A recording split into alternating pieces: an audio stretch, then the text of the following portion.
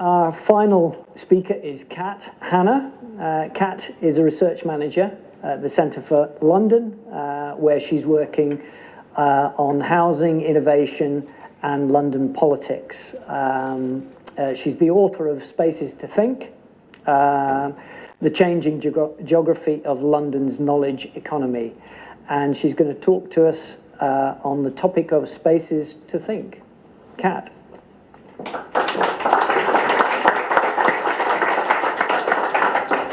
Hiya. Right, as David introduced me, I'm going to talk a bit this evening about London's changing geography and economy and how the two are related, and then what that means for entrepreneurs and how they relate to the communities around them. So I'm just going to get the elephant in the room out of the way first, and the dad joke as well. But basically, to start, this is about the importance of London's geography for its early economy. So obviously you see the river, the docks, this is West India Quay back in 1800s. And again, was built by our early Victorian industrialists as well. And obviously these large footprints give you obviously the warehouses behind. But economic cycles change, and that means you end up with geography that ends up looking pretty desolate, like this.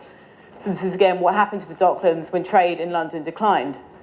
The Big Bang in the 1980s meant we saw another sort of trade come along, and another type of urban geography as well. Large floor plates, trading towers, natural assets aren't important, but being close together is. Sorry for showing you a graph at this time in the evening. I just really wanted to show, this is manufacturing figures about 20 years ago. This is where they are now. You'll see we pretty much started 50-50 only 20 years ago. So actually a lot of these changes in the shifts, professional, real estate, knowledge economy, the types of millennial jobs we're talking about now, not that recent. So what sort of jobs are we talking about when we're talking about the knowledge economy, millennial economy? Got a few examples here. I guess what's important to show is a lot of these sectors are actually, again, traditional and long-standing in London. The media, financial services.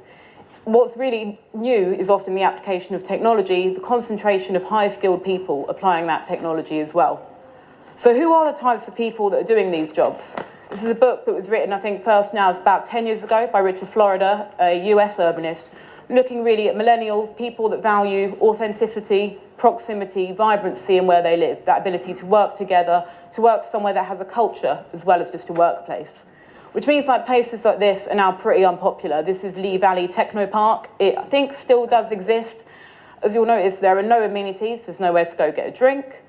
It's pretty much very car friendly. There's also no spaces where you'd network, really bump into someone for a chat. When it comes to things like innovation or entrepreneurship, it's not really an environment that naturally fosters it. So these are the types of changes we're seeing. If you look at a traditional innovation space, again, often accessible by car, perhaps pretty isolated, and often just focused on research and commercial space. And then what we're seeing now is actually having this type of work taking place in a downtown location. It's much more easy to get to, it's much more interesting to be in. So Brookings Institute, who is some American urban think tank, defined this as the innovation district. So entrepreneurs, education institutions, lots of different types of people working together. But between that, you've got important connecting features, ability to share transport, you're getting innovation taking place, as well as opportunities for funding as well. So what do these places look like? These are the new proposed Google offices in King's Cross. Again, thank you to our Victorian industrialists for a nice bit of canal there. But what, again, is very important is the type of space where that happens. Not just the buildings themselves, but the spaces between them and connect them, and that actually often allow that opportunity for collaboration and serendipity. Economic assets. Where's your value coming from these spaces? At the end of the day, you can have all the co-working spaces you want, but it's the economic output that you want.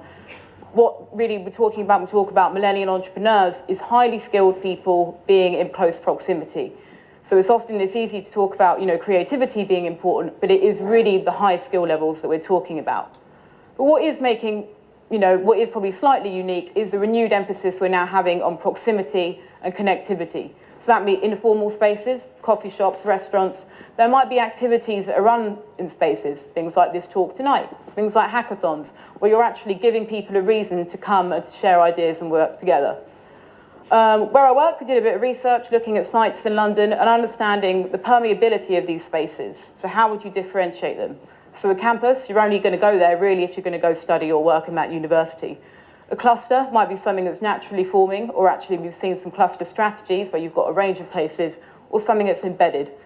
So here's a very typical campus. This is Research Triangle Park in North Carolina. There's about 50,000 people working here. As you see, it's pretty formidable, accessible by car, very much geared to high-end research and very much, an old school way of working. They're now completely re-urbanizing, mainly so they can attract millennials and the types of people that they want to work there. This is, again, an example of a cluster. This is at an American scale, so it's absolutely huge. But what you'll see here is there's a range of institutions, a number of whom are working together. So it's not just about what's happening in the university, but how that university is working with the hospital and with the private research institute as well. So when you're getting opportunities for spin-outs and collaboration. This is a space which is very much embedded. There's a granary building there, again, another 1850s building, now home to Central St. Martin's. What's very typical of these embedded districts, you've got huge amounts of public realm, it feels quite relaxed, you don't necessarily know if you're actually in a workplace or if you're just going to sit somewhere outside. I was a tour there was a German man who was horrified there were children playing in the fountains outside. And then finally, just to really look at a bit of what we mean by the entrepreneur. There's often the idea that the entrepreneur is a hero, the man that works very much alone, or woman. But actually what we want to look at is what is the ecosystem that supports this entrepreneur. They do need to leave their office sometime. But, places like Apple, they've gone really very much for the model of, to me, this is kind of, it's either superhero, supervillain, depending how you view Apple. But there's a lot of emphasis on what happens inside here. But what's it actually saying to everyone outside here? It's pretty much saying, you're not going to come in here unless you've got about 3 security passes. So great for the people in there and the innovation, for the surrounding community, perhaps less so.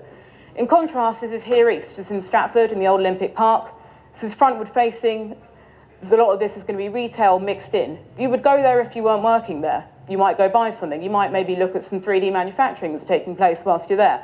But what this is really is we're seeing places that are located increasingly in London where university expansion is happening in actually what are often quite deprived communities. So it's very easy, again, to think about that community that's happening inside those 4 walls. But what we quite often like to do is challenge people to think, there are still going to need to be those people doing that boring work that is supporting your creativity, and actually how you relate to them can really change what sort of entrepreneur you are. Finally, I'm an urbanist. I study London. I need to talk about this guy who's John Snow.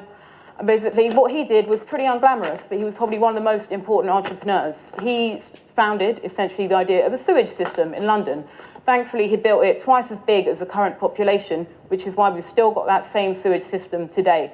Why I'm talking about him is to show that, yes, ideas matter for developing new infrastructure, but without that old infrastructure we have, we would not have the spaces for new ideas that we have today.